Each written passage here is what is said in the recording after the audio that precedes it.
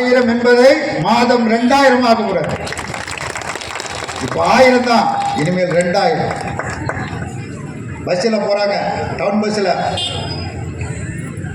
காய்கறியை எடுத்துக்கிட்டு வியாபாரத்துக்கு அதுக்கு இதுக்கு ஏதோ டவுனுக்கு ஆஸ்பத்திரிக்கு இல்லை தாலுக்கா ஆஃபீஸுக்கு இல்லை யாரையா பார்க்க இல்லை சொந்தக்கார வீட்டுக்கு போவ டவுன் பஸ்ஸில் ஏறிட்டு கண்டக்டர்கிட்ட காசு கொடுக்குறாங்க. வேண்டாமா வச்சுக்கோமா, உங்கள்கிட்டலாம் வாங்க வேணாம்னு ஸ்டாலின் சொல்லிட்டார். யார் கண்டக்டர் சொல்கிறார், உங்கள்கிட்டலாம் காசு வாங்கக்கூடாதுன்னு ஸ்டாலின் சொல்லிட்டார். பள்ளிக்கூடத்து பிள்ளைங்க இலவசமாக போயிட்டு இருக்கு. பள்ளிக்கூடத்தில் ஓட்டு கேட்க உரிமை இருக்கா இல்லையா? எங்கள் பக்கம் நியாயம் இருக்கிறதா இல்லையா?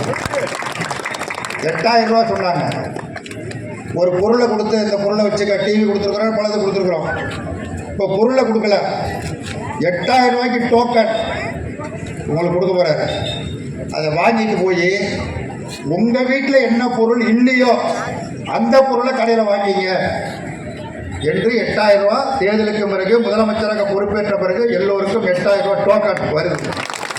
ஓட்டு கேட்க ரைட்டு இருக்கா இல்லையா? இந்த நியாயங்களை சொல்லி உங்களிடத்தில் நாங்கள் வாக்கு கேட்கிறோம். ஜனநாயகம் காப்பாற்றப்பட வேண்டும்.